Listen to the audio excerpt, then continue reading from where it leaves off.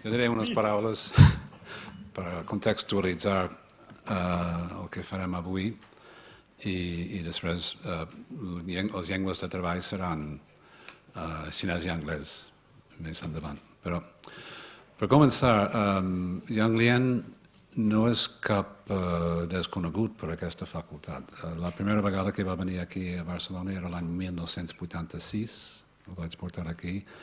L'any 1990 vam organitzar un col·loqui sobre els esdeveniments de Tiananmen de l'any anterior i en aquell moment el Francesc Parcerisses va preparar unes versions en català que veurem avui. I va tornar l'any 1997 durant un mes i el vam enregistrar recitant poesia clàssica xinesa, un projecte que tornarem a engegar demà, aprofitant la seva estada aquí. El vaig conèixer cap a l'any 1982. Jo treballava en una universitat a Tianjin i el seu pare era un col·lega meu al departament d'anglès. El seu pare havia estat l'intèrpret oficial de Zhou Enlai, del primer ministre xinès. A la conferència de pau de Ginebra, que pretenia posar fi a les guerres de Vietnam i de Corea, i com a conseqüència Yang Lian va néixer a Suïssa. I el seu pare em va presentar perquè buscava conèixer escriptors, amb la intenció de fer una antologia de literatura contemporània xinesa, perquè havia fet una cosa semblant al meu propi país abans d'anar a la Xina. Tenia la mateixa pinta l'any 82 que té avui. Però l'any 82, a la Xina postmaoista, aquesta pinta no era gens normal. I ell pertanyia a un grup de joves que havien patit com a joves les conseqüències de la revolució cultural. Els seus pares, que eren membres del partit, van ser desterrats pel partit i quedava sol un nen amb la seva àvia a Beijing, que li donava certa llibertat de convertir-se en gambero, però també era una experiència dura, però una experiència típica de l'època. I a finals dels anys 70, un grup de poetes de la seva generació van començar a publicar una revista de poesia que es deia Jintian, Today, en les dues llengües, que no era una revista oficial. I allò que no era oficial no podia existir, però es tolerava durant uns 9 mesos aquesta vida informal intel·lectual al voltant d'un mur que es va fer conegut com el mur de la democràcia. I els poetes es van convertir en objecte de crítica del partit perquè escrivien un tipus de poesia que no era explícita, que funcionava per imatges i per metàfores, però no deia explícitament què volia dir. I per tant, els crítics oficials els van descriure com els poetes boirosos, la poesia boirosa. I ells van agafar amb gust aquest nom. Era Manglung Shiren, els poetes de Manglung. Manglung és una metàfora clàssica, però allò que és difícil de veure, és una mica boirosa, la boira es posa entremig, etc. Cap a l'any 1983, ell havia viatjat molt per l'interior del país, i especialment al Tibet, i es va fascinar per la cultura de les minories a la Xina, i va escriure un poema llarg que es deia Norlang sobre creences tibetanes, que va ser objecte d'una campanya política contra el que deien la contaminació espiritual. Ell ha estat un dels blancs de la crítica oficial, cosa que ha revalidat fa un parell d'anys, el 2012, quan van editar a Beijing una col·lecció nova de poesia seva que va sortir a la venda fins que després d'un dia a la venda el govern va descobrir que hi havia un poema que parlava de la massacre de Tiananmen i es va retirar de seguida i destruir. Encara que es pot descarregar sincerament l'internet i està a la venda en Taiwan, etc. Llavors, ha revalidat la seva categoria de ser blanc de la crítica del govern. Però al mateix temps, com ens explicarà, és molt actiu des de l'estranger en activitats artístiques, premis de poesia, festivals de poesia, etc., a la Xina també. Està conegut a la Xina. Inevitablement ha adquirit una sèrie de connotacions polítiques de la seva biografia i actualment pertany a la junta de l'organització que es diu PEN International, que està celebrant aquesta setmana la seva junta anual, perquè no sé si sabeu o no, però aquesta és la Setmana Internacional de Poesia a Barcelona. No he vist gaire publicitat, però és això. I ha estat un advocat públic dels drets dels uigurs, de Falun Gong, etc. O sigui, no té pèls a la llengua quan es tracta de parlar amb el govern xinès i ha de navegar d'alguna manera entre el lliure pensament i defensa de principis i la possibilitat d'obrar sobre el terreny a la Xina, que és un problema de tota la seva generació, molts dels quals han estat en aquesta facultat en un moment o un altre. L'any 89 es trobava a Nova Zelanda i va fer una sèrie de crítiques molt públiques a la tele novazelandesa i com a conseqüència el seu propi país el va declarar persona non grata i el va retirar el passaport. Per tant, es quedava com a persona sense país. Es va organitzar una campanya internacional entre els sinòlegs per convèncer el govern de Nova Zelanda que li extengui un passaport humanitari i es va fer. Doncs va poder viatjar amb passaport novazelandès i encara manté la ciutadania novazelandesa. Durant molts anys ha viscut a Anglaterra i ha adquirit també el passaport anglès. Si alguna cosa que es pot dir que és bo dels anglesos, no sé si alguna cosa que es pot dir que és bo dels anglesos, és que permeten tenir més d'una nacionalitat. No els importa quantes nacionalitats la gent té. Actualment viu a Berlín amb un programa del govern alemany. Doncs, sense més, tornarem a treballar en anglès i xinès. Ell s'explicarà, recitarà alguns poemes en xinès, els projectarem aquí. Hi haurà algunes traduccions al català, algunes a l'anglès que projectarem també i hi haurà un espai per un parlament després per preguntes, etc.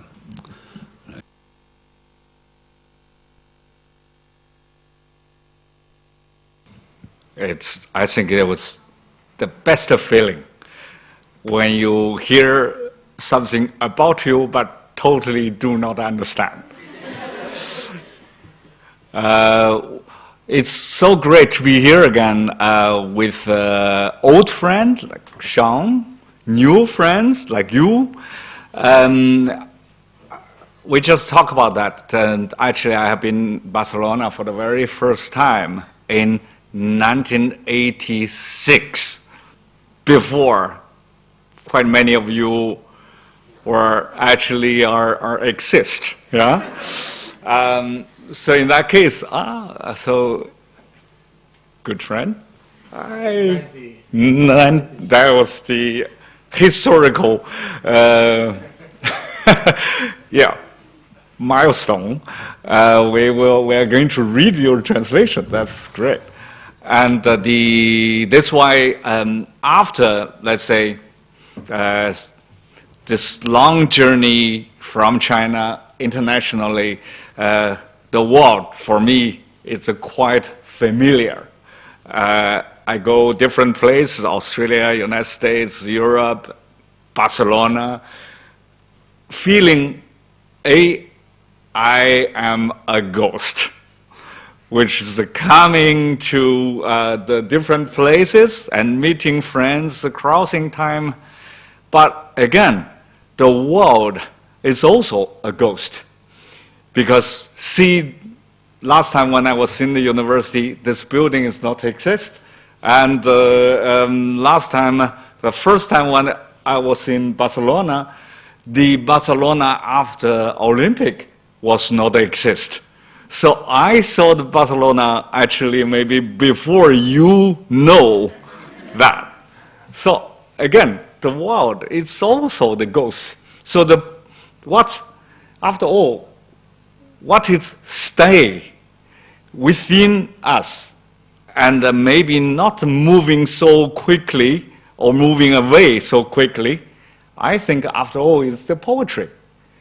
It's what we actually wrote down in our language and in the poetical expression about the situation we felt maybe long time ago, maybe now, but every time when we write poems or great poets here, when we write poetry, we try to express the deepest feeling. Whatever, where we are, when we are, or something like that. This is why every time when I even read my earlier poem, which we are going to read something now, which written before you were born, and but again, once there are good poems, you will feeling your life now. You will feel the poetry and poetical expression canceled so-called time and reach the layer inside of all times. I hope that is what we can find from the poem. Should we read a few? This one or Mirror? This was one. Should we read? Okay, we read this one. Yeah, how about that? The Mirror? I'm so happy French is here and that the voice between my voice and the voice in Catalan again cancel the time. And we are always now and forever. Short forever, yeah. Okay, the first poem is a poem called Mirror. Well, for you, it's good because it will be in Chinese, and I'm happy here some Chinese friends, and they understand my Chinese, and in Catalan, so you understand again. I hope it's in the better poetical expression than Chinese. This poem actually written in 1986, before I came to here, or about the time when I came to Barcelona for the first time. I was in China. I was about 30 years old, just slightly past 30 years old. But there was the interesting time in China during the 80s, after Cultural Revolution, which was a very painful experience, but that also started the question, deep questions, and everybody asking not only the political, like the leaderships, but also everyone ourselves. What's happened for this so-called ancient civilization or cultural, but so painful experience now, and what is the reality? What is the illusion? What is ourselves? All those questions becoming the energy of writing poetry. And then mirror is an important images for all poets, I think, all poetry. So I wrote this one, this subject. Actually, this belongs to a group of poems which called Landscape in the Room. So that's a link with that. Reading? Okay. 静。倘若现实能够从幻象开始，玻璃就是唯一的风景。门开着，水银的瀑布声白昼弯曲后与黑夜结盟的另一个白昼，从睫毛开始，月下鹅卵石有淡黄的借据般的光泽。房间里的房间，拍卖无声进行，眼睛和半身像交换刻毒的愿望，蚂蚁爬过嘴角细碎的皱纹，野草横生，为皮肤和泥土深处那同一副枯骨追逐，像准备冬眠的蛇。雪是萧瑟的红叶林，每照亮一次就死亡一次。玻璃的沼泽，水银的稍纵即逝的飞鸟，俯身之际，脸僵硬诚实，岁月布下迷宫，让自己失传。我们在地平线下漂流，圆睁双眼，如鱼的四肢互相纠缠，穿过桥洞，世界高悬在头上。谁窥见自己，谁就得悲惨的诞生。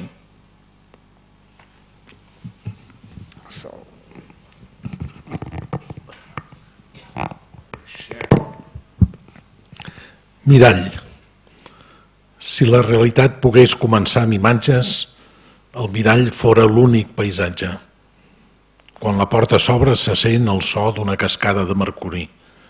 Quan la llum del dia es vincla, una altra llum diurna aliada a la negra nit comença a les pestanyes. Sota la lluna, palets banyats en hipotecat i pàl·lid llustre grogós. A la cambra dins de la cambra prossegueix silenciosament una subhasta. Ulls i retrat intercanvien esperances malsanes. Les formigues omplen les arrugues a les comissures de la boca.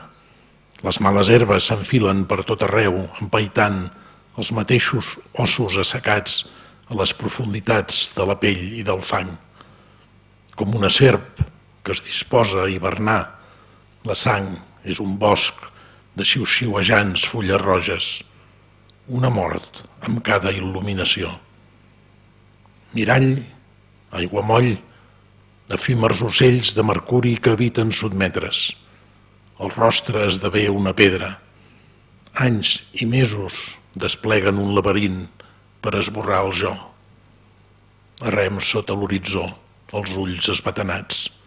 Com peixos els nostres membres s'entrellacen, passen sota els ponts. El món penja dalt de tot. Qualsevol que hi capti la seva imatge haurà de néixer tràgicament. Vull dir, let me say one thing, because you said that it was like a ghost coming. But I think we are the ghost, because Sean and I now have white hair, and you have kept your dark hair like 20 years ago. So we have become ghosts, and you are the only one looking at us.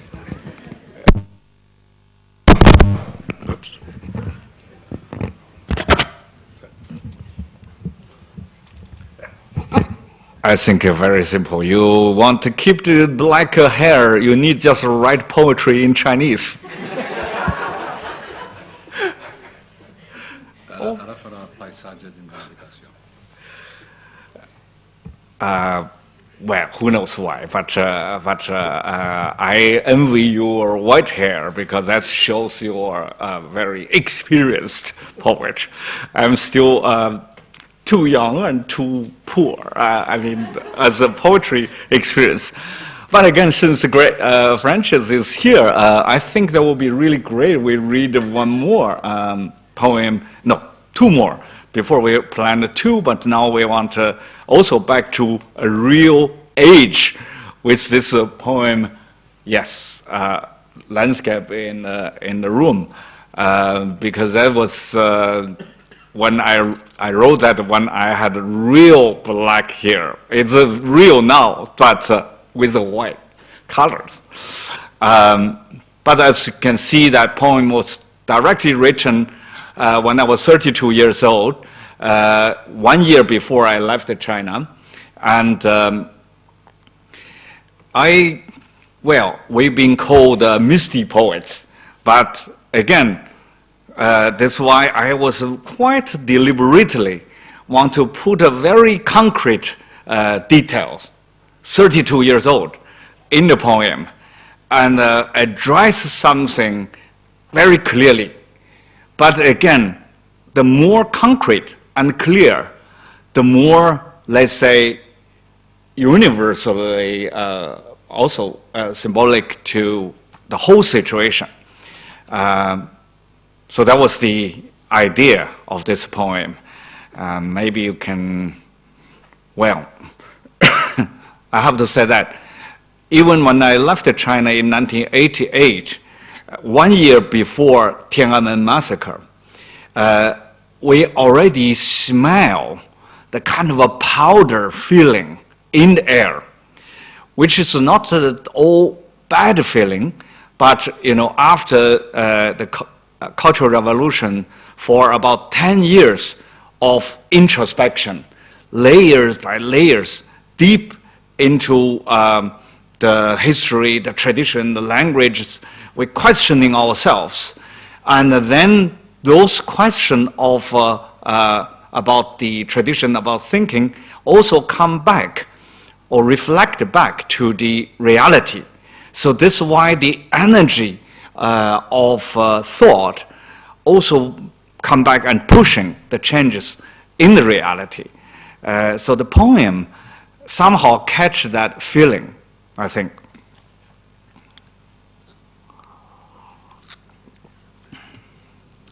房间里的风景。32岁，听够了谎言，再没有风景能移进这个房间。长着玉米面孔的客人站在门口叫卖腐烂的石头，展览舌苔，一种牙缝里磨碎的永恒。他们或你都很冷，冷得想被呕吐，像墙上亵渎的图画。记忆是一小队渐弱的地址，秋之芒草死于一只金黄的赤足，谁凭窗听见星群消失？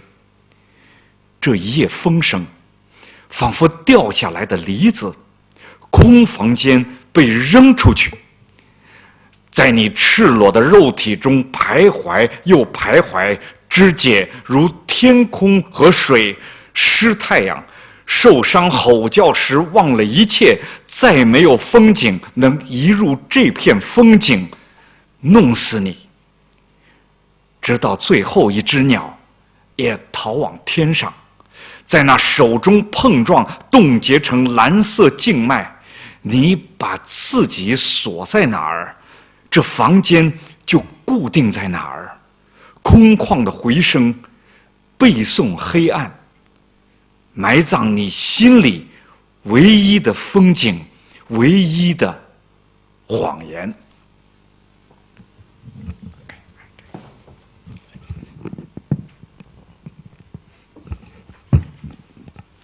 Paisatge dins una habitació.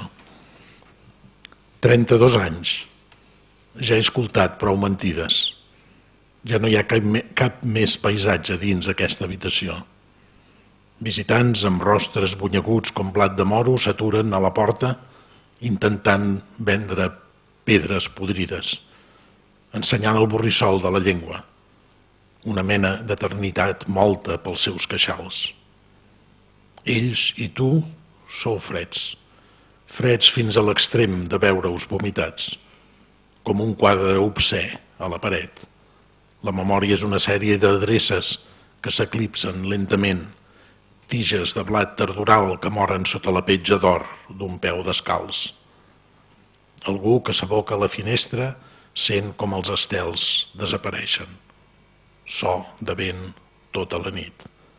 Com peres que cauen, les cambres buides són llançades. Dubtes un cop i un altre en la carn nua corporalment esqueixat, com cel i aigua, sol amarat que bufa amb força de les ferides i oblida tot. Cap altre paisatge no pot entrar en aquest paisatge per matar-te.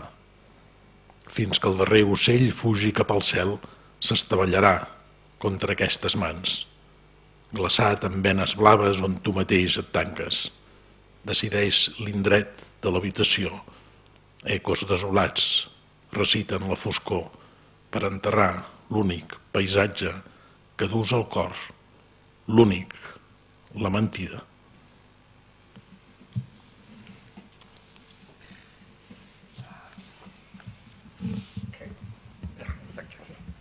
This is quite heavy.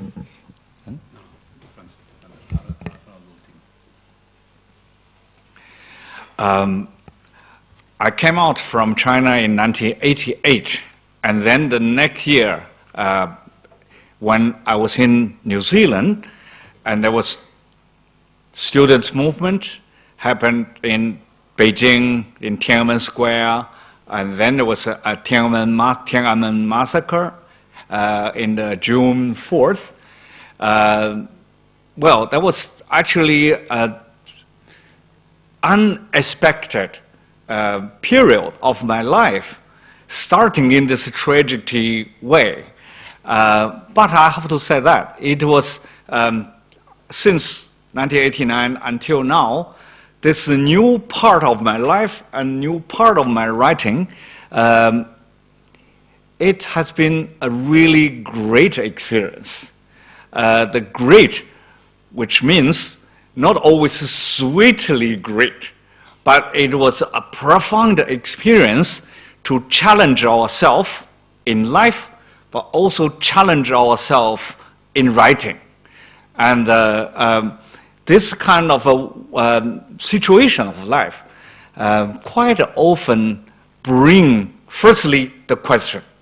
And then during the time when we try to look for the answer, and that's developed so much. So the next poem, again, we want to read with French's Catalan translation. That is a short poem selected from a sequence called Where the Sea Stands Still, that black book. And this one, the book was, the whole poem written by, and with 1993, those Chinese friends, maybe the one you study Chinese poetry, you may remember this poet's name, Gu Cheng. And he actually committed suicide in New Zealand in 1993. 2 weeks after being here.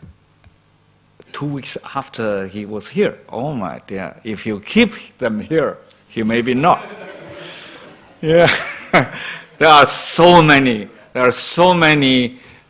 possibilities to cancel that tragedy, because I was in Auckland before they went back to Auckland. And when they were in Auckland, I just moved to Sydney.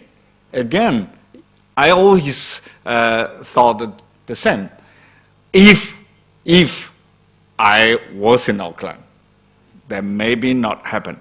Because Gu Cheng, actually, among other misty poets, Gu Cheng was the poet who I know earliest, before Beidao, before Manke, before other friends. So even Gu Cheng and his wife, when they meet, when they fall in love, and once her family, when they heard, oh, a poet, please don't do anything with the poet. And the girl wanted to stop. And Gu Cheng actually asked me, can you help me to do something? I gave a good suggestion. And actually, after always a bad suggestion. And when the tragedy, I said, okay, leave her.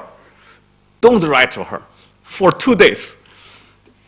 And that's very true, and it worked so well. And then she come back to him, and then there was here actually Gucheng always mentioned this. You saved our love. Oh, but unfortunately, after all, I actually wish I did not save them. But anyway, 1993, it was the year I always call the darkest moment of our exile. Because I was exactly the same as Gucheng. When we left China, we had no any word of English, or if you like to call my Younglish, in our mouth. And so after 4 years exiled outside of China, the road to go back to China becoming really almost impossible. But the journey in the West, it's endless. And not only the questions of how to survive as making living, but how to survive as a poet, to continue, not repeat ourselves, but continually to be creative in our writing. That was the big challenge. But again, I have to say that the sequence of Where the Sea Stands Still was something, let's say, saved me. This sequence is 4 parts of the poems, and each part with the title Where the Sea Stands Still, and then 1, 2, 3, and then Where the Sea Stands Still, 1, 2, 3, 4 parts.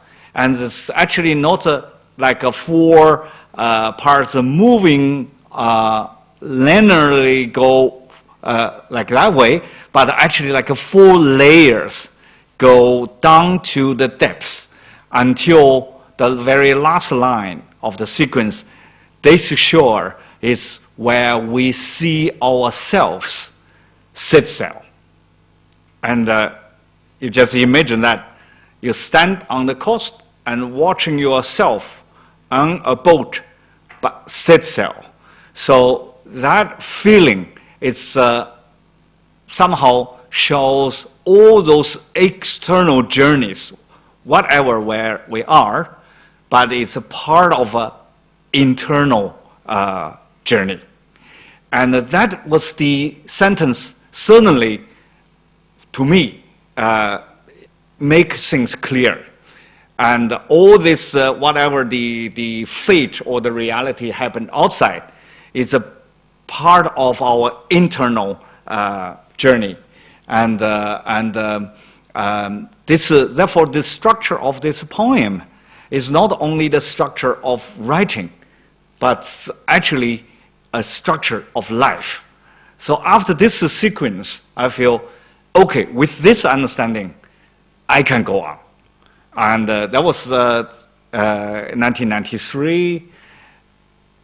Just shortly, the poem was written just shortly before I heard the bad news of Gucheng. Yeah, they died in October, and this poem been written in about June. So somehow I always compare the 2 different ways. One is trying to build up yourself in writing, and the other is if I cannot build myself in writing, I probably will also when quite mad with the big questions in life and writing. So luckily, Francis translated the second from the ending, the poem into Catalan. It's almost a little poem, but about poetry. So let's read this one. The poem was written in Sydney, so only after quite a long time, when I read the poem again and again, I realized how blue the poem was. But when I wrote it there, I didn't feel that much because this natural background was came through my body, my finger, into my words. but only when I was in Ireland or Scotland, I find the sea there was so dark. But the sea in Sydney was so blue. 大海停止之处，海浪的1000部百科全书打进句子，岩石删去了合唱队。没有不残忍的诗，能完成一次对诗人的采访。寒冷从雪白皮肤下大片溢出，灌木引申冬天的提问。总被最后一行掏空的遗体，总是一只孵不出幼雏的鸟窝。一个早晨，墙壁上大海的反光，让词与词把一个人醒目地埋在地下。一首诗的乌云外，什么也不剩。谁被自己的书写一口口吃掉，像病人被疾病的沉思漏掉。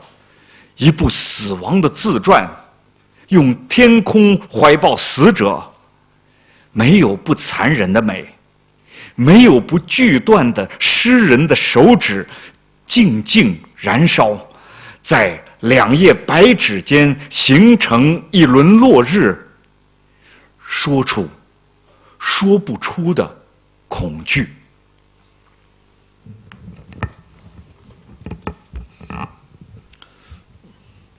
Aquesta traducció la vam fer amb el Sean i les altres eren fetes a partir de l'anglès, que ningú no es faci il·lusions, a partir d'una traducció d'una traductora que es diu, o es deia, espero que es digui, no? Mabel Lee.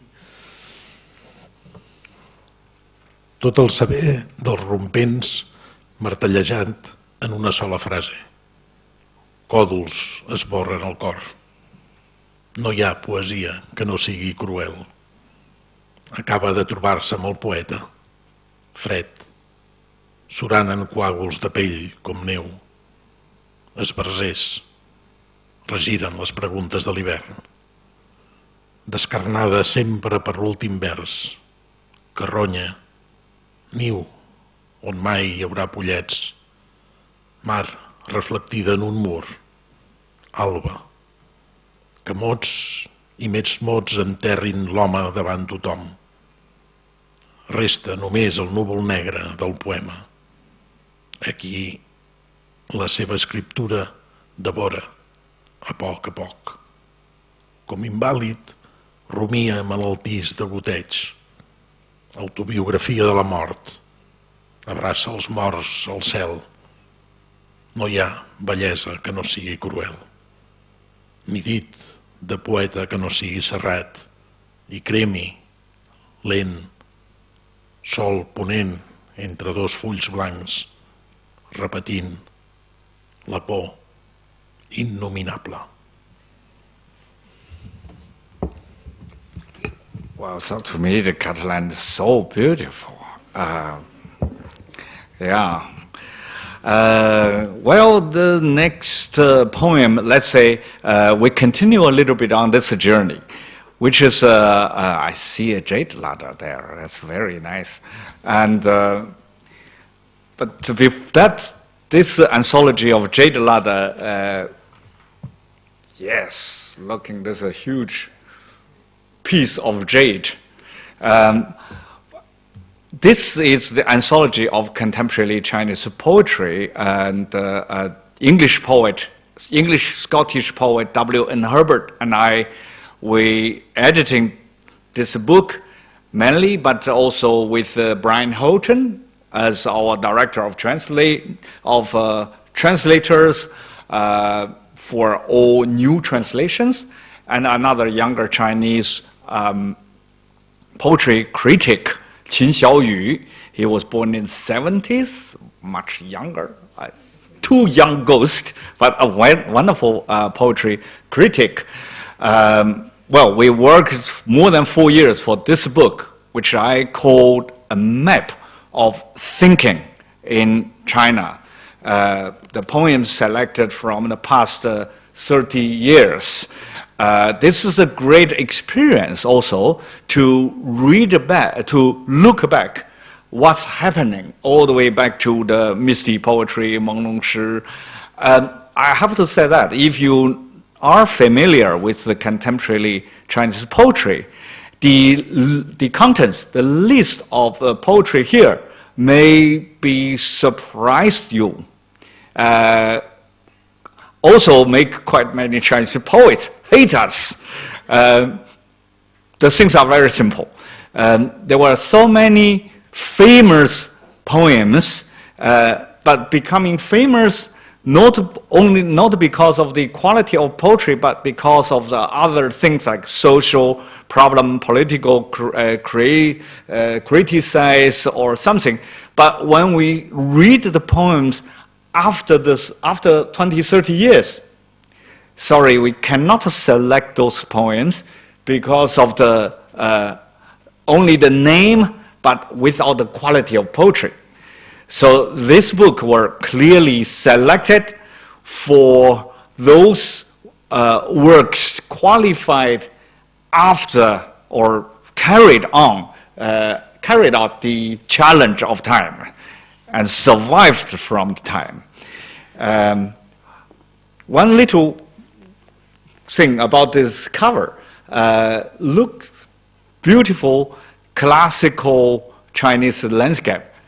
But if you look carefully, this is the rubbish of building sites in Beijing.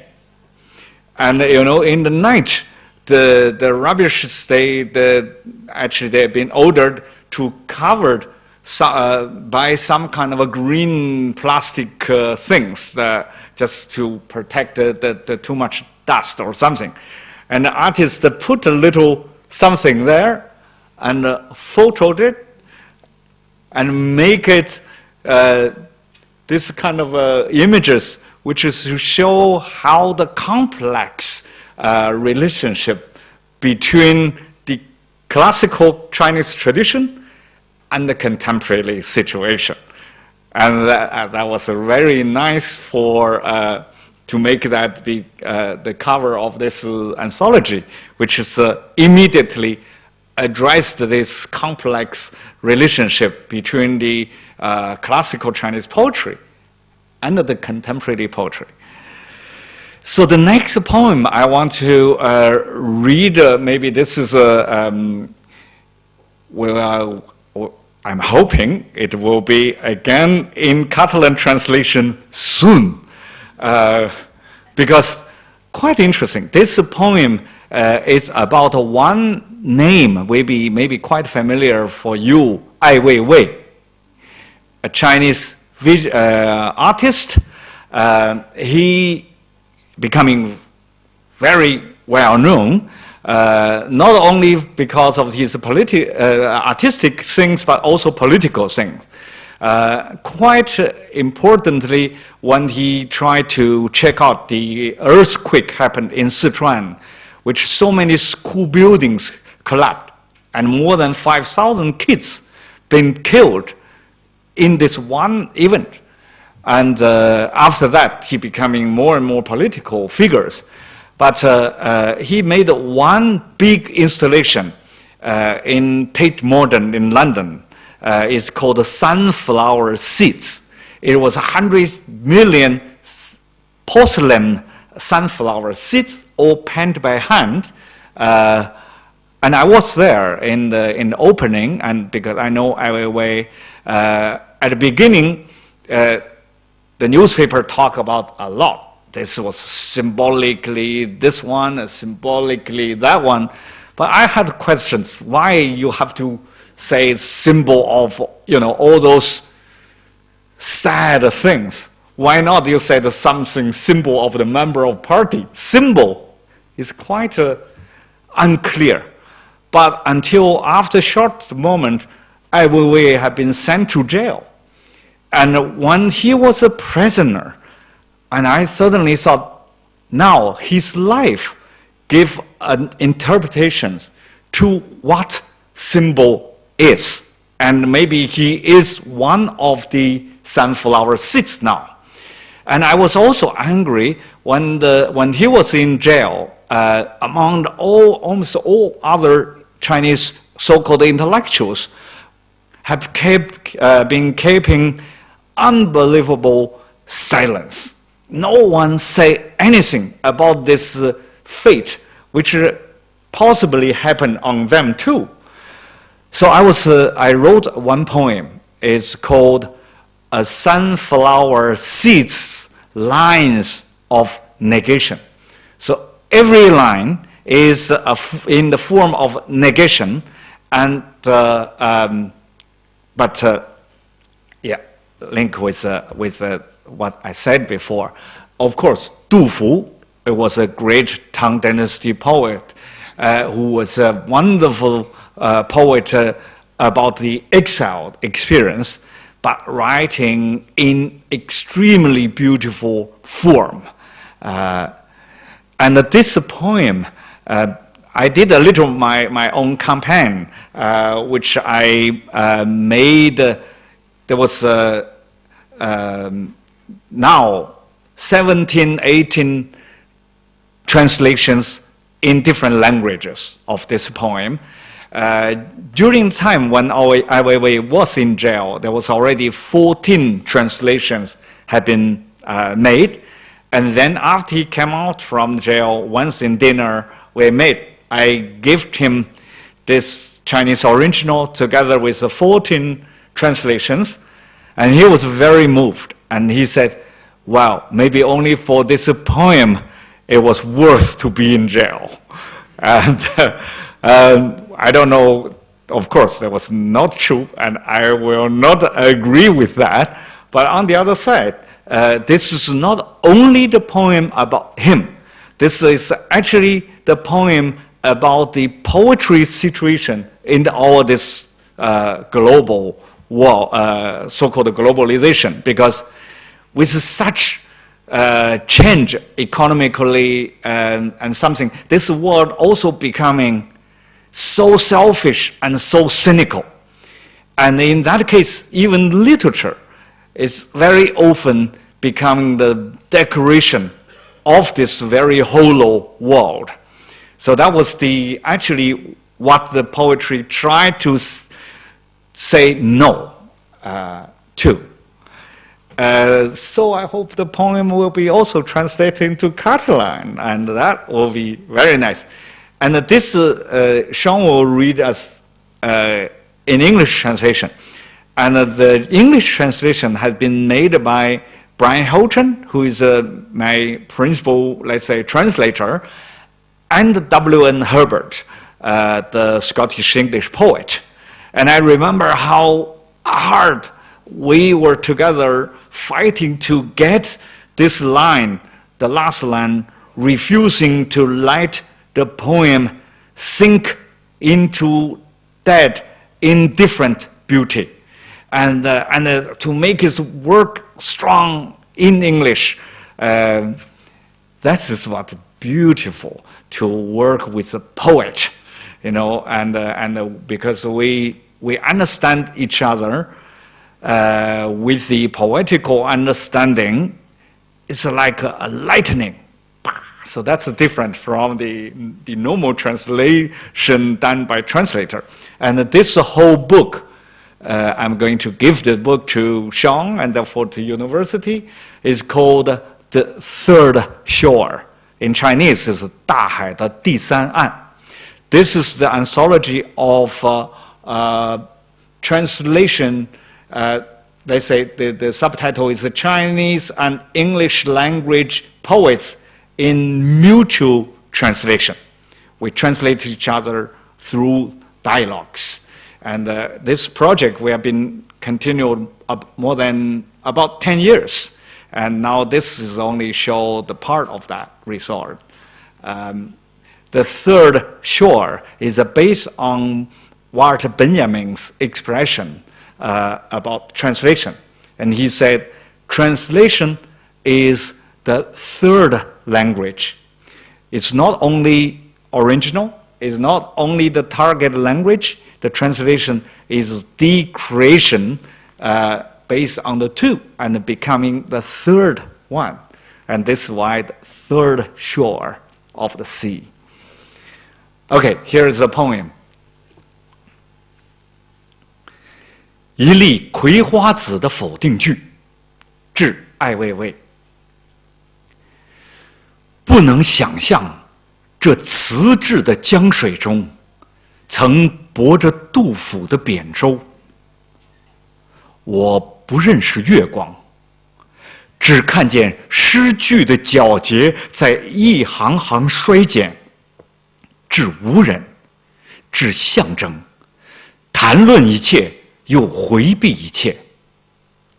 我不是象征，死在一粒葵花籽硬壳下的太阳也不是，孩子们雪白坍塌的肉并没有消失，一条破晓的地平线不可能忘了那阵疼。骨头被玻璃切开时像玻璃，来不及叫喊，才不得不在每天的曙光中叫喊。一场地震不会停止，一种窒息不在死后，种植到天边的栅栏靠着更难堪的沉默。因此我不怕年轻女警察审视我的裸体，她被烧制成形，和你的并无区别。不知道别的罪，除了10000次加深自己的罪，不落进泥土，只落进流不动的江水中。不在乎石头含着的金黄，得继续含着，像滴杜甫的老泪，不让这首诗沉沦为冷漠死寂的美。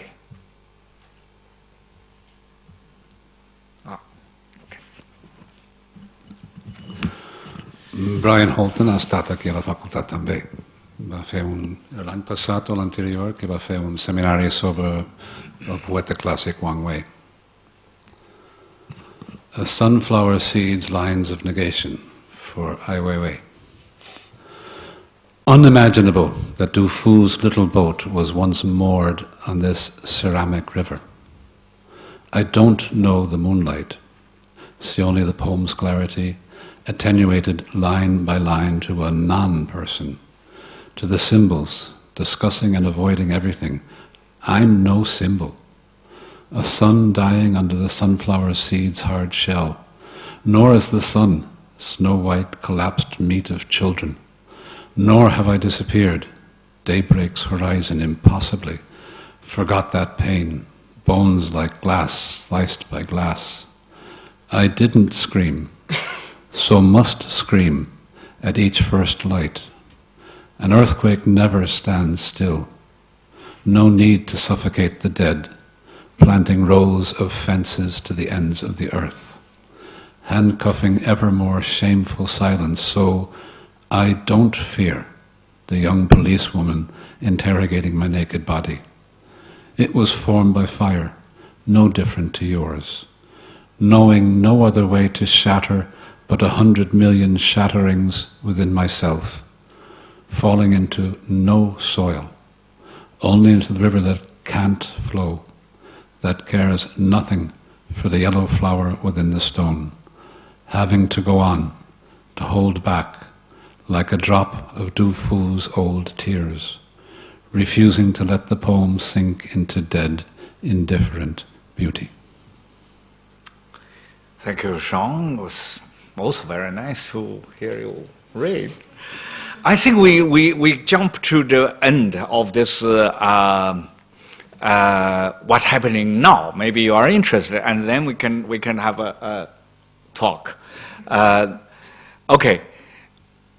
After all those years, as you know, since you were born, China has been changed a lot. When I look back, there's the changing on almost all layers profoundly.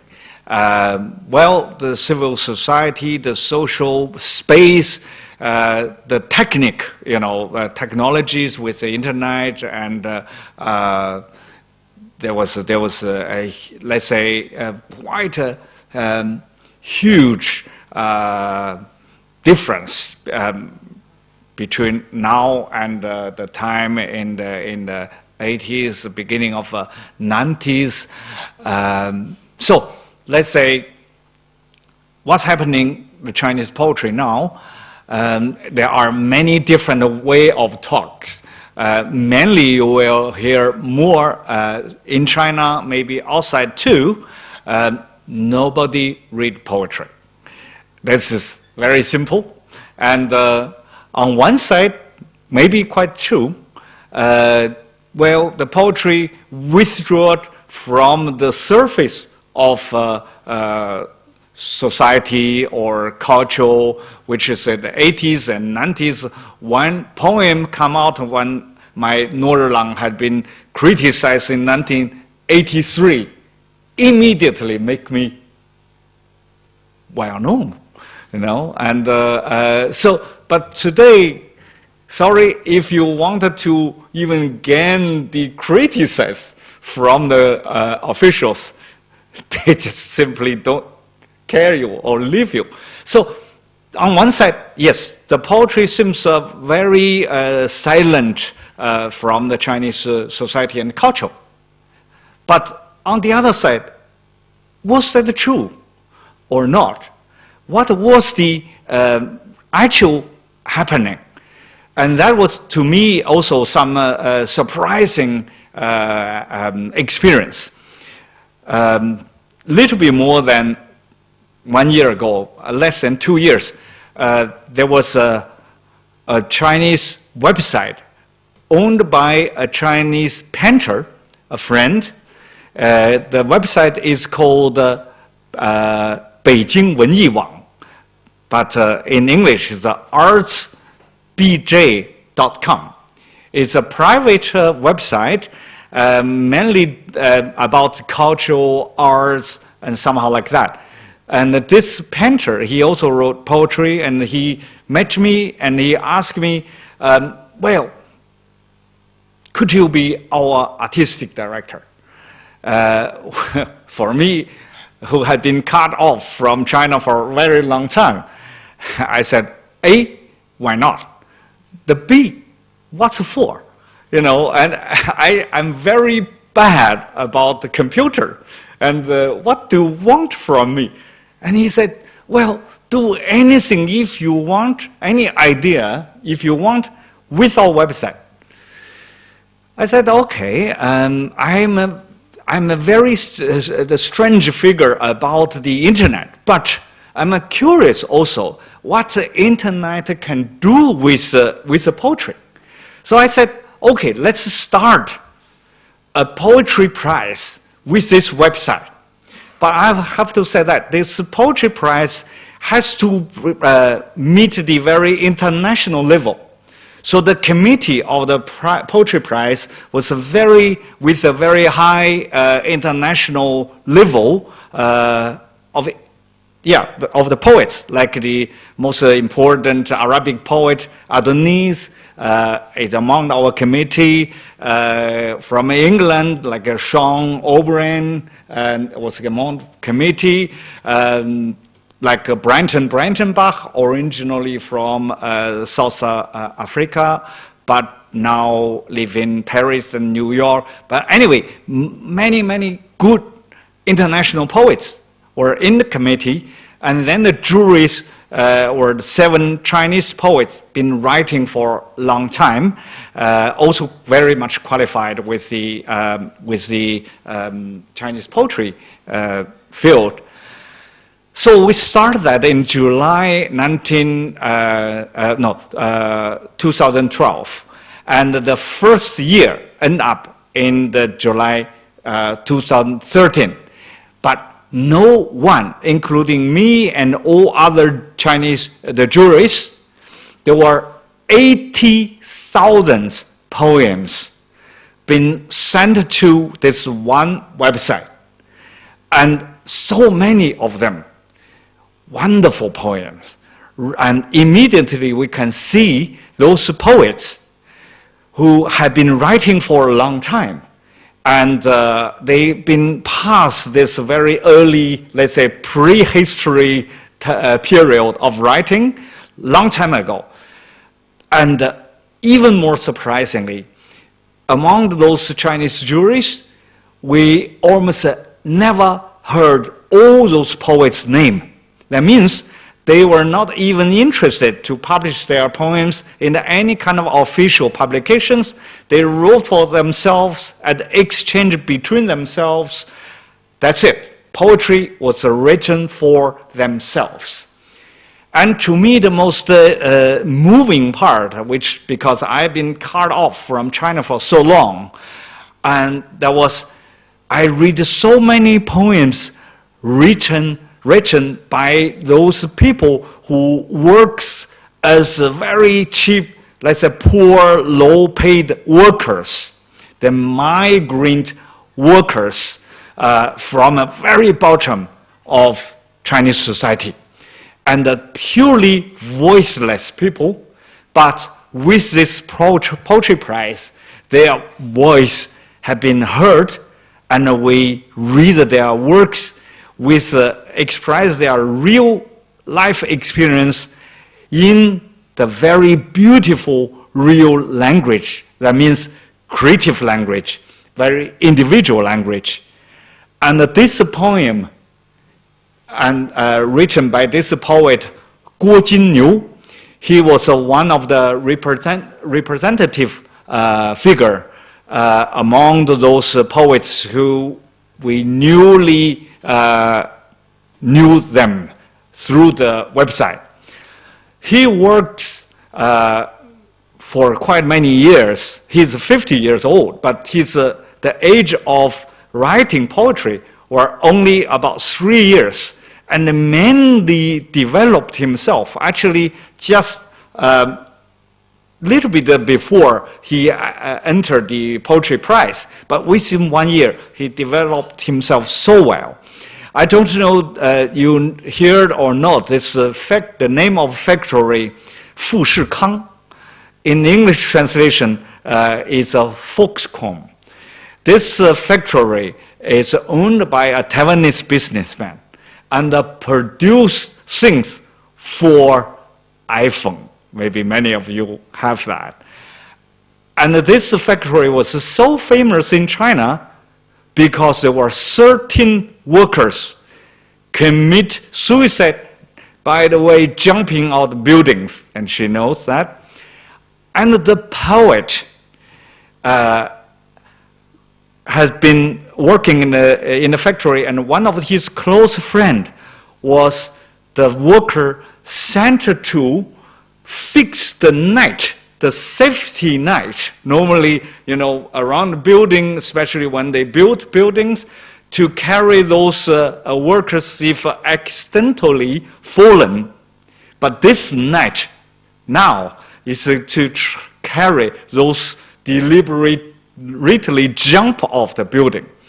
And he wrote this poem in English. The title is Gone Home on Paper, which is to using the figure who fixed the net, and to remember one of those workers jump off the building, and what the people, especially his fiancée, in the ruined countryside, and waiting him to come back, but only the urn with the ashes come back to the home, and also maybe something, the words on the paper. So that was the main background and context of this poetry.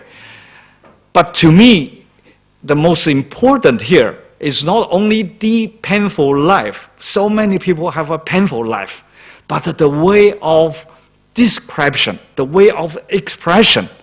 And that was so special.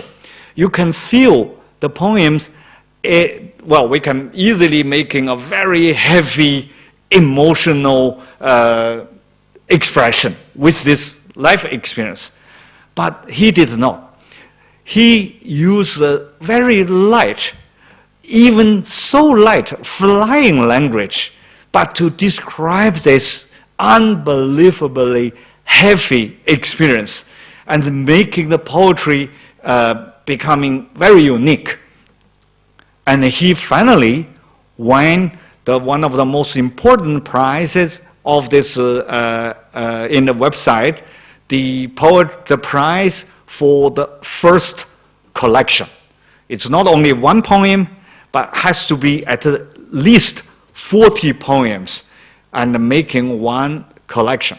And this book will be published next month with my introduction. And so I think it will be nice we read this poem and then we can start our talk. Yeah? And maybe better we read it part by part or the whole thing, because it's 3 short parts. You think that's okay? 纸上还乡。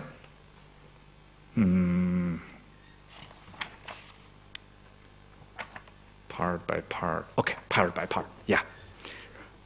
纸上还乡一。少年在某个凌晨，从1楼数到13楼，数完就到了屋顶。他飞呀飞，鸟的动作不可模仿。少年画出一道直线，那么快，一道闪电，只目击到前半部分。地球比龙华镇略大，迎面撞来，速度领走了少年，米领走了小小的白。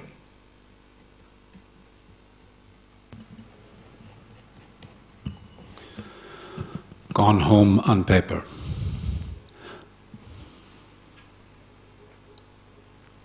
The teenager, on a dark morning, counts from first floor to 13th.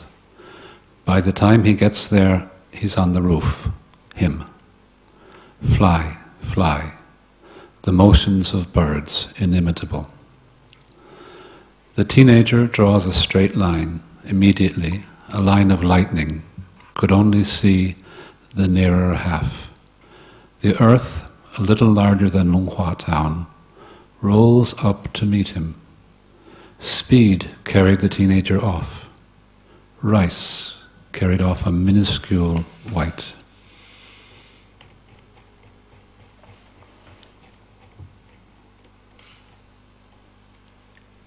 2. 母亲的泪从瓦的边缘跳下，这是半年之中的第13跳。之前那12个名字微尘刚刚落下，秋风连夜吹动母亲的荻花，白白的骨灰，轻轻的白，坐着火车回家。他不关心米的白，荻花的白，母亲的白，霜降的白，那么大的白，埋住小小的白，就像母亲埋着女儿。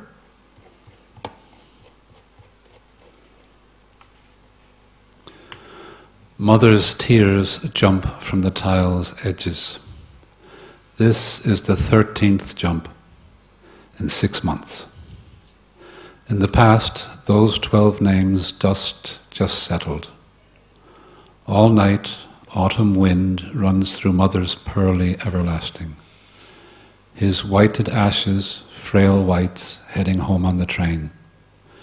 He's unconcerned with rice white, pearly everlasting white, Mother's white, frost falls. Such an enormous white buries a minuscule white like Mother burying her daughter.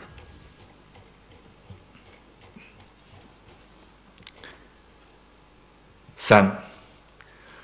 13楼防跳网正在封装，这是我的工作。为拿到1天的工钱，用力沿顺时针方向将一颗螺丝逐步固紧，它在暗中挣扎和反抗，我越用力，危险越大。米，鱼香的嘴唇，小小的酒窝养着2滴露水，他还在担心秋天的衣服1天少1件。纸上还乡的好兄弟，除了米，你的未婚妻，很少有人提及你在这栋楼的701占过一个床位，吃过冬碗米粉。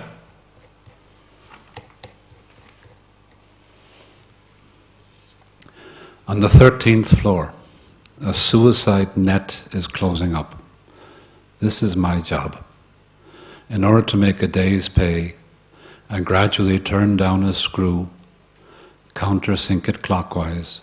It struggles and fights me in the dark. The harder I push, the greater the danger. Rice lips of fresh water, tiny dimples hide 2 drops of dew. She is still worrying. Autumn loses 1 set of clothes a day. My friend gone home on paper. Besides rice, your fiancé. Rarely does anyone recall that in room 701 of this building, you occupied a bunk, ate Dongguan rice noodles. Yeah, that's the ending of the poem. And you can see that it's just so light. But again, the real life behind of the words were so heavy. And I have to say that I was so moved by this poetry prize, because 80,000 poems entered the website within 1 year. But you also have to remember there's a whole, because this is the like a forum in the website. So each page of good poems is very often followed 30, 40, 50 pages of intense discussions. And you can open the website easily, artsbj.com, and immediately you will see that the website, there's a poetry prize there. And then you see how many people join discussion, debating, comments, answer, this follows. So it's like a whole year-long poetry prize. And I, as the one, never, let's say, since I left China, I never actually meet so many Chinese poets and meeting the real life in China. And I was really moved to touch not only the surface of Chinese culture, but very root of them, and discuss into their their life. I find those people were the little businessmen selling things on the street. There was the workers. There was very young students in university, but also high school. There were even really, really young kids, and all people of them, but focus on one thing, poetry. And because of this phenomenon, and also linked with the Jade Ladder, so the world's biggest poetry festival, Poetry International Rotterdam, last year, they made contemporary Chinese poetry the theme of the whole festival. So I was in Rotterdam June last year. And because of that, we designed this, let's say, the synchronic poetry festival between Rotterdam and China. So the international poets in Rotterdam visiting the website with so many Chinese poets at the same time.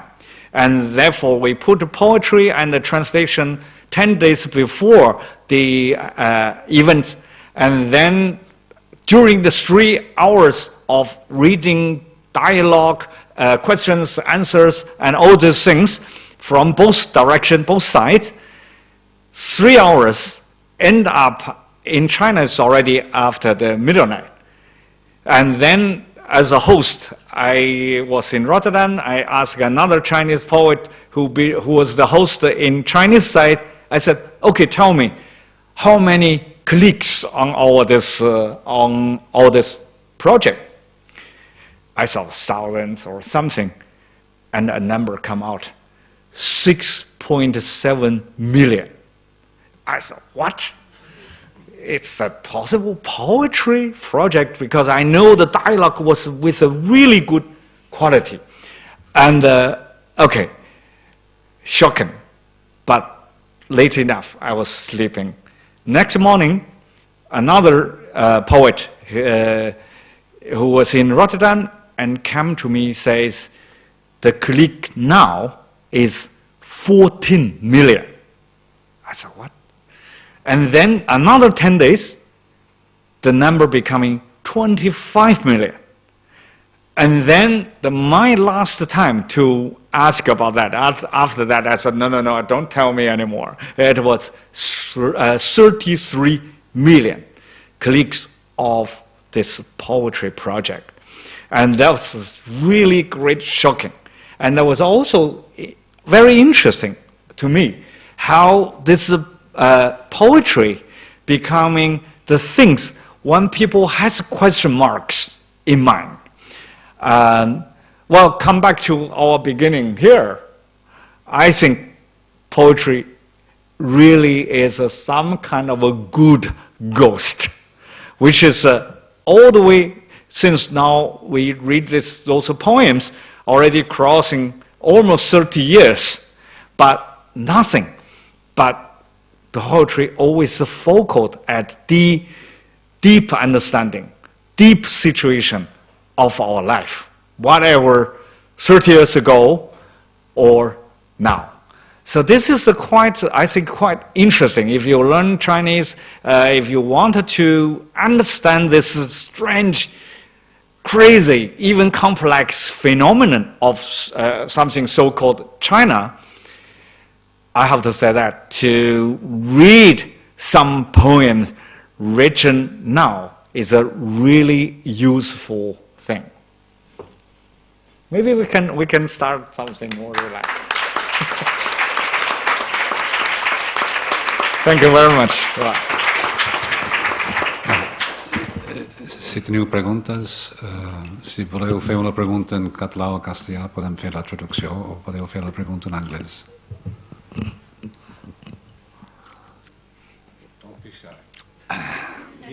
Yeah, normally this is a difficult moment. Com em diuen que es diu en català, no té àvia. Yeah. But imagine that when I came out from China, it was very difficult for me to open mouth, to do like good speech in English. That's impossible. But now I have to do it. Yeah. If you can imagine, for the first 10 or 15 years, we spoke Chinese. I've lost a lot of practice since then. Yeah. So it was my Chinglish and his Yanglish. Right. That's... Espero el micrófono.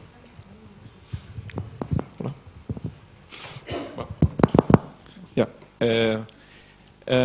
It is said that in the last few years, or maybe from the 80s, starting from the 80s, Chinese artists, I would say that Chinese society in general, has been like engaged in a process of, how to say, revival or reappropriation of tradition, of so-called Chinese tradition.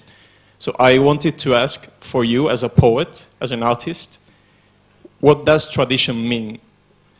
And how exactly, as a poet, do you engage with tradition? Thank you. That's a very nice question. Well, actually, again, I'm very happy to be here in our university because quite many years ago, but 97, let's say, when I was here last time. Sean, since I've been living here for 3 weeks, and that was really a long time, and I don't know what I could do here for this long time. But Sean gave this great idea, which is so far I find there was the unique things among those Chinese poets, which means to find all the books of classical Chinese poetry from your library and made my own selection of classical Chinese poetry.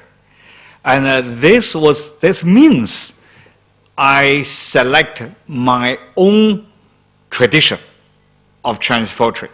It's not all anything, all things written in Chinese, that's all my tradition. But the tradition to me means the historical background or foundation of my own thought and my own writing. And actually that means is the past been writing by my present, by my understanding of poetry and life now. Based on this feeling, for example, I mentioned Du Fu in the poetry, who had been living 1,200 years ago. But when I read his poems, described his exile feeling, but in that great, exquisite form, I have to say both life and the way of writing, it was directly, let's say, becoming somehow my spiritual father, or like my blood link in the past. If I go further from Du Fu, I could go back to the very first name of whole Chinese poetry tradition, Qu Yuan, who was another great poet and died in exile, drowned himself, and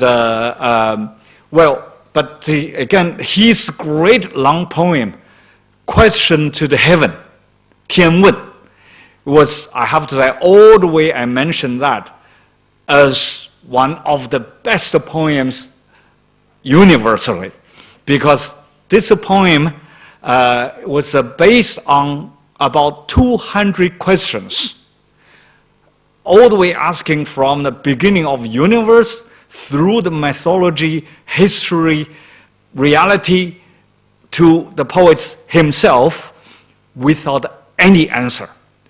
And that kind of a question deepened questions, and it's building up, after all, building up the image of poet to me, the questioner. And this image is not only working with the Chinese tradition, I think that working universally. All poets everywhere are questioners. And that is, again, addressed the Chinese poetry tradition, for me, a very profound foundation. So that is what, yes, not all poems are my tradition, but tradition is means the poems still function and work together with my own mind. One thing I want to mention here, the word exile, in Chinese, let's say Chinese translation of exile, Liu Wang were actually selected from Qu Yuan's poem in Li Sao. I don't know how many Chinese people actually know this. Even many, many Chinese poets been using Liu Wang all the time, but they actually never asked where this word come from. And I have to say, when I know they was selected from Qu Yuan's poem, I have to say the one who designed this word, it was a great talent. Because Liu Wang made up with two characters, Liu floating, Wang death. And this floating and the death, complex relationship between the two, to me, is somehow richer and more complex than the word of exile. Because floating to death, floating is death, or my favorite, floating from death, or starting, from the death. And that's something very sensitive and very rich. So the tradition is always what you made up by yourself, to me.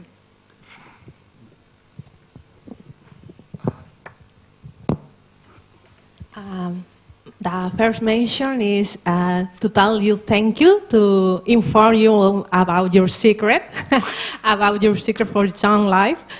Don't worry, you look young. Because after almost 30 years old, you came here to Barcelona, and now perhaps don't worry about the age. It's the first time I met in person somebody who leads a situation that Professor Golden told us about some part of your life, about when your situation about no-nationality. I think it's for me it's a very real problem to live in one situation like this. I would like to know how could be reflecting in your artistic creation this bad episode. The Chinese government took away your passport, so you have a New Zealand passport. Yeah. Of course, for the let's say thousands of years, the Chinese people and poets thought this kind of exile or being forced to leave home was the most painful experience. Me too. It was, of course, a very sad feeling and experience. But again, I have to say that I learned also so much during this time when I live in the internationally, and because I find how limited of my mind when I was only thought I was the poet for China or based on China or something like that. I find we share with the international poets so much when we meet the real level of poetry and when we described our feeling of life in the creative language, and we were somehow so in common, so much things in common. And that also building up my own, let's say, understanding about the world, also about myself. And after all, like with this poetry prize or something, and also now my poems partly been republished in China again, and somehow I could give a kind of example of, let's say, a Chinese poet or a Chinese person, but after all this international experience, you can be a good man, be a good artist, and see that means to not only keep, but continue to develop the depth in Chinese language, but with the international level of life and the arts. And this feedback to the, let's say, the Chinese, especially younger poets and the people who love poetry or generally like literature and thinking so much. Because again, they were worried those poets or artists today in China becoming so commercial, quite cynical or something.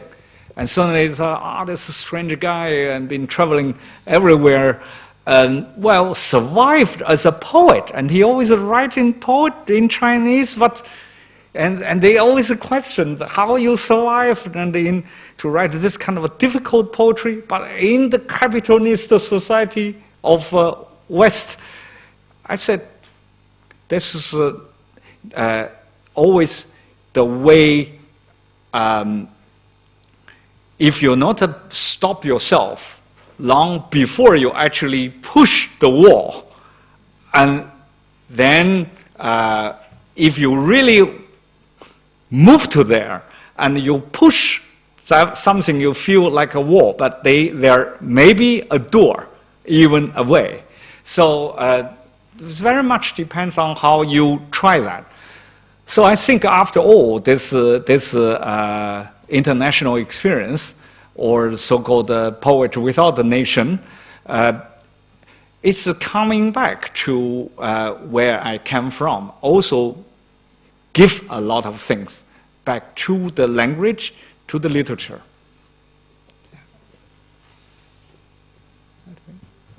Alguna pregunta més?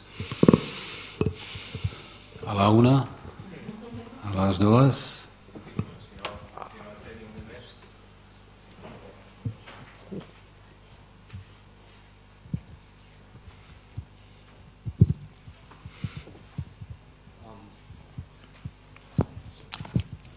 So first of all, thank you for such an interesting talk, and many ideas sprung to mind as you were talking, but I'd like to keep this focus. So when you mentioned this internet contest with over 80,000 entries, it reminded me of what Milan Kundera called the graphomania. It's the drive to write so as to fit one's own presence within the world, so as to not just fade away. This drive to put yourself in writing, to leave some kind of testimony. Okay, so that is, of course, boost up in the internet age with the social media and all of this. So we are really at a moment in history where we can almost reach a new level of literature, of world literature, produced by people who are not devoted to cultural production professionally. But then, how do you curate that? Are more cultural producers such as yourself willing to mediate that kind of mass production? Because I can only imagine, going through so many poems and having to decide which ones would make the cut. That's a very harsh task, especially when it comes to poetry, right? So I guess the question is, you mentioned you are on the same page with other international poets, and in the international scene, you obviously come in touch with the humankind continuum. Like you can compare Ovidius' Exile poems with probably contemporary Chinese poets in exile, and you can reach that. But on the market level, for the people who read literature on the street, and it's very much still the she who may manage multiculturalism, where people expect certain kind of poetry, certain kind of tropes, certain kind of narrative as well. So can we bridge that gap and tell people, no, listen, this is more about everything we have in common, which is almost everything. It's not just the little differences or the kind of tropes and stereotypes in the end. Do you think we can move forward in that direction and popularize this kind of international exchange of literary production? Well, I think so. At the beginning, of course, everybody, including myself, was so shocked with this huge number, and actually we don't know how can we deal with that. But follow the time, because again, the benefit by the internet, we could making, when every day there are so many entries, but again, the juries have been separated, like the time in term to read them, and then we can mark the good works as the first step of selections. And then so with this time, we already selected, let's say, maybe about 10%, but it's still 8,000 poems. But the good thing is our selection, let's say our judgment, have been always rejudged by all poets who paid attention on the internet. So sometimes they agree, says wonderful selection, but also very often they said, wow, what a stupid selection, so wrong, this is a bad poem, and then the debating starts so much. So this is the good things. The whole year, all the way until now, we enter the second year, is like the open discussion on what is the standard of contemporary Chinese poetry. There is a reference of the classical background. There is a reference of international poetry. And since quite many poems, contemporary and classical international poetry, been translated into Chinese, so the people always has a lot of reference to bring into the discussion. But after all, the very central point here is what is the standard and how to judge the good works written in poetry in Chinese today. And this is also the longer term of, let's say, of the reason why we need this poetry website. And after all, I find that this also meets the central point of this international literary condition, which is now with globalization, there is not the so-called multicultural or something is no longer only a words, but it's very much the reality everyone live in. And therefore, we're always facing to this question in how to judge the good works, good arts, in this time when so many cultural systems joined each other. So this, let's say, through the Poetry Prize, through that website, we made one example through contemporary Chinese poetry, but to meet this important theme of the global, you know. This is still an ongoing process. It was still the question mark in people's mind. I find that after we made the first, the judgment of the first year of the prize, and this year, the number of entries getting a little bit less than the first year, because first year somehow almost like released the hidden energy of writing in the past 10, maybe 15 years. And this year, that first explosion finished. But the quality of poetry which entered this year were much higher. Somehow, I feel those poets becoming much more careful. Now they thought, okay, those poets keep their standard quite high, and so I have to prepare better and then send stuffs to there. And this was an interesting development for the second year. And again, that was toward to that, let's say, the subject of building up the standard. Hopefully, finally, we approaching there. And of course, we cannot say one day simply fix the things. But with the good works, then we can show what's mean of the good quality to the people. So that's hopefully will happen. Yeah. This is the, yeah, should be the 国际华文诗歌奖. Yeah. Okay. So the poetry, that's the forum.